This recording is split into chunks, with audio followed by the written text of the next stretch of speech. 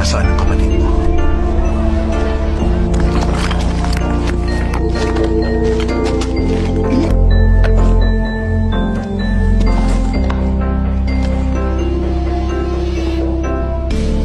Lazarus, ako ang nagbibigay ng buhay. At ang buhay, ang sino mang sumasampalataya sa akin, kahit siya ay mamatay,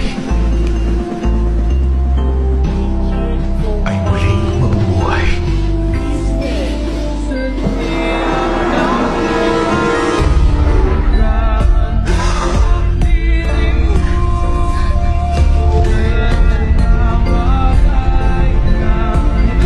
Lazarus!